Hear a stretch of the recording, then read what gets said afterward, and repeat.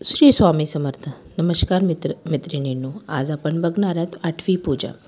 आठवी पूजा ही दिवाळीच्या 8 दिवसाआधी केली जाते. याला विदर्भात कालाष्टमी किंवा कराष्टमी या नावाने ओळखली जाते. ही पूजा त्वचेच्या आजारावर उपाय म्हणून नवजात बालकाचे रक्षण व्हावे यासाठी केली जाते. पूजा यामध्ये सुडग्याची पूजा, मातीच्या भांड्याची पूजा केली जाते.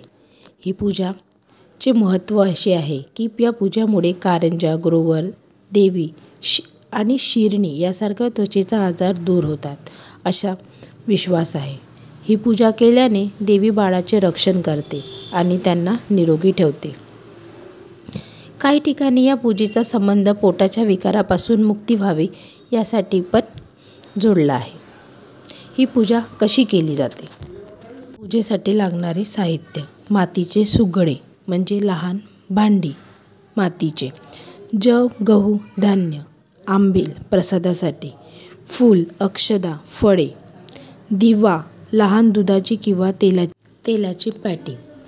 आता त्या मडक्यांमध्ये, छोट्या मडक्यांमध्ये कणकेचे वेणी, फणी, चंद्र, तारे, सूर्य असे ग्रह तयार करून ते तळून त्या मडक्यात ठेवावे. नंतर परंपरेनुसार विधिवत पूजन करावे.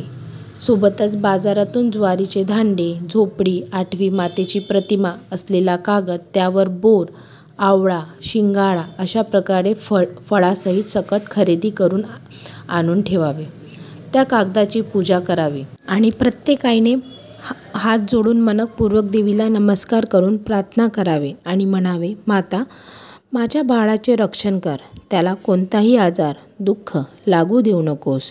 तुझ्या आशीर्वादाने माझं बाळ निरोगी, आनंदी आणि सुखी राहो.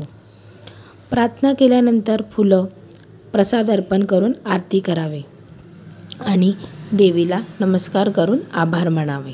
अशा प्रकारे प्रत्येक आईने 8वीची पूजा आपल्या मुलांच्या रक्षणासाठी त्वचेच्या विकारावर उपाय म्हणून करावे. लाभ नक्की होईल. तुम्हाला हा व्हिडिओ कसा वाटला? कमेंटमध्ये मला नक्की सांगा आणि अशा नवनवीन माहितीसाठी चॅनलला सबस्क्राईब करायला विसरू नका. धन्यवाद. श्री स्वामी समर्थ.